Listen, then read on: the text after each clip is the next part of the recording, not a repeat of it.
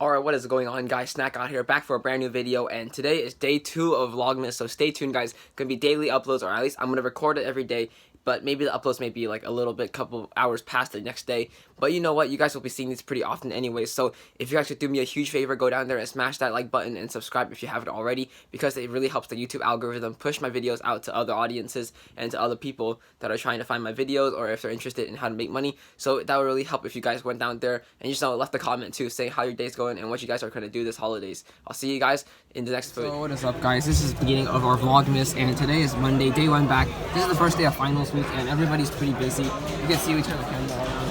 Everyone's just sitting down there at the benches, and this is my area. So this is where I put my books on the side here, and I changed the locker setup. You guys can see I don't have the books as a table anymore, as a store, and every candy is kind of messy in here. But you know, we're gonna get everything in here loaded up in our backpack right now, because you know, backpack's looking kind of empty.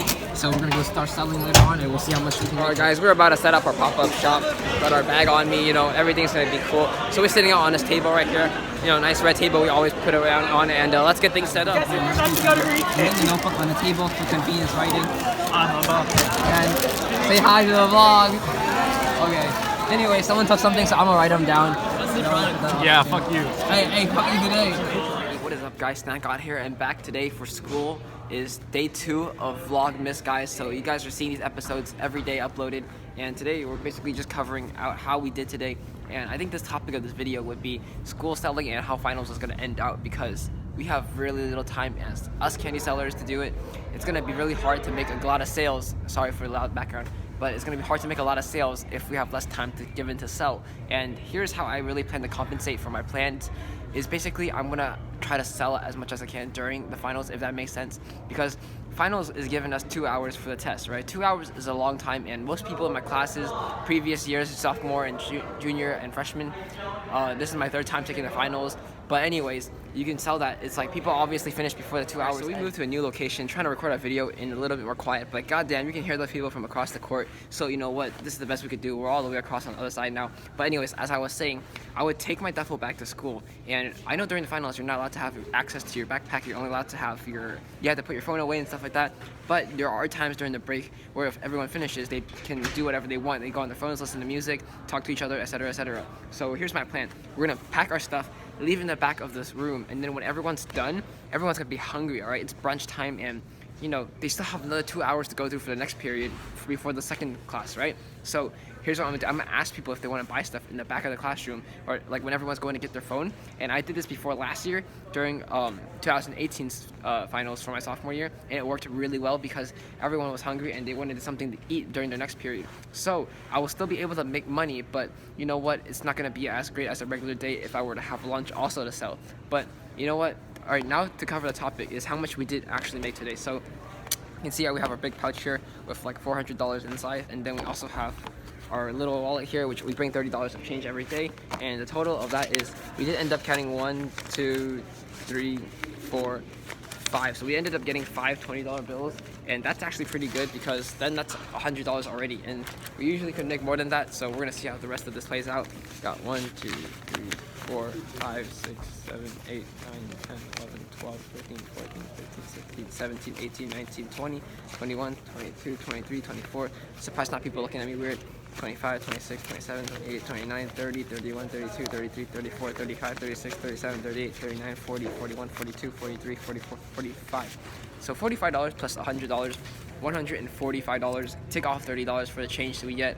I always bring the rule of thumb I keep is 3 $5 bills and 15 ones, so that's $30 right there, and that's enough to break anything up to a 20. Most people don't pay with 50s or 100s, although if it does happen, I have them ask me the day before so I can get the right amount of change ready.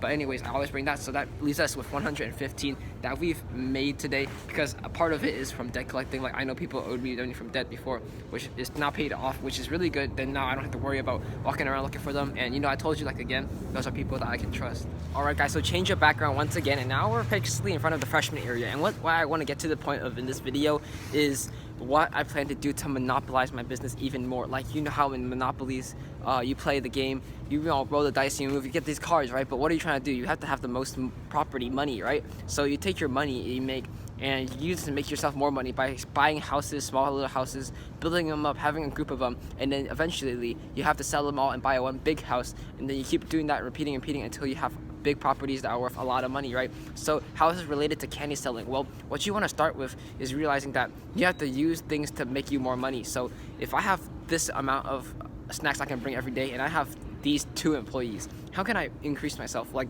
just like similar with employees and houses, you want to try to get more employees, but make sure you trust them, not just have people work for you. Hire more employees that are good, and then, you know, if there's not that many good employees, eventually you can fire some of the bad ones and then keep only the good ones, and then keep looking for the best of the best determined entrepreneurs who are trying to actually work and make money. Remember, this is not get rich quick scheme. It's people who want to put in work to get experience, and the money is just a part of it. But the main important thing you want to take from is the education, like the learning you get from this process, and the knowledge that you're going to take along with you for the rest of your life. So plans for 2020, well, 2 of my employees are coming back, which is definitely a plus. It's going to make things a lot easier, make things a lot better in terms of selling and service wise. We're going to have our name all around the school, but you don't want to get caught. So I recently made a candy selling Instagram page that promotes it, and it has my school in it. So whenever someone searches my school, they'll think this is like a legit candy selling club or something like that, because obviously you can't really tell just by the account, and the only person that would actually tell on you, well, they would have to know who you are, and the school already knows that I sell on their Cool Fit. So I don't think there's any way that I could get my employees in trouble, and I never say them in my videos. If you do know who they are in real life, please don't tell them away, because that would be really messed up, and, you know, don't get in the way of people's hustles. But anyways, we're gonna get these people spread out. So this is I'll show you the area, the freshman area, you know, along those lockers. Back here we have, you know, it's kind of looking rugged and looking a little bit ghetto, but, you know, the freshman area is kind of the dirtier side of school, and we have a store set along the lockers like you just saw. But we're going to try to get one of the best-selling freshmen that I have, makes around $35-40 a day just by himself, located around this area. He's going to be in charge of patrolling this and the basketball courts. Then I'm going to have my other employee. He's going to roam the hallways, and he's going to roam the cafeteria, which is what he always does. And then I have my other friend who mostly just sells during his classes to his friends and sells during lunch where he sits with. And I'm not complaining, because I did tell him that you get paid how much you make, and he was like, I'm fine with that. And he makes literally a little bit of money, but, you know, as long as he's bringing me that income, it's all right, because that's what I'm trying to do here. 30% commission, the rest goes to me, right? So he sells to his stuff, makes a little bit of money, keeps some of it for himself, and then I get to keep the rest. And basically, how I'm going to improve this other than just spreading them out? Well, I'm going to have to start hiring new employees. Now, 2020 is not just the rest of this junior year, it's also the rest of my senior year too. And next year, you know, freshmen are incoming from my middle school, and we have 2 candy sellers right there with great potential.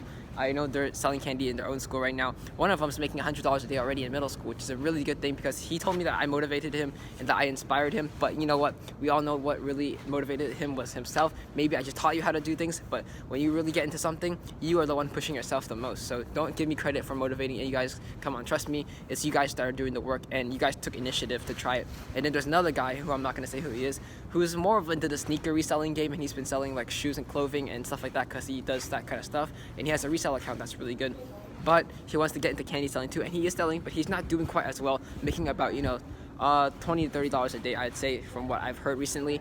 And those 2 people, if they do join me next year while I'm a senior, and I'm gonna be able to drive, load up the trucks and everything, carry all the stuff to school, it's gonna be insane. Think about it. If I do a $500 restock, that's like roughly $900 of candy to sell, because we're probably gonna make $900 back.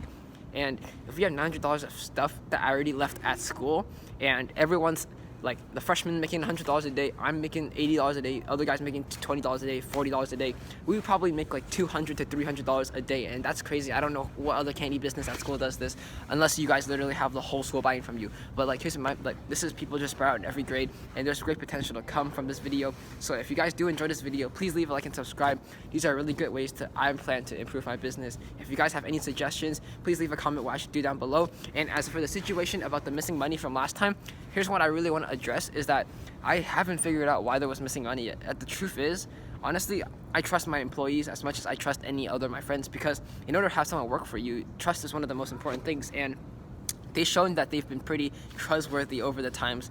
But you know what? I think honestly someone has just been stealing from them from before and they didn't tell me, or they've been stealing from my locker and someone knows and I have to change one of the combos.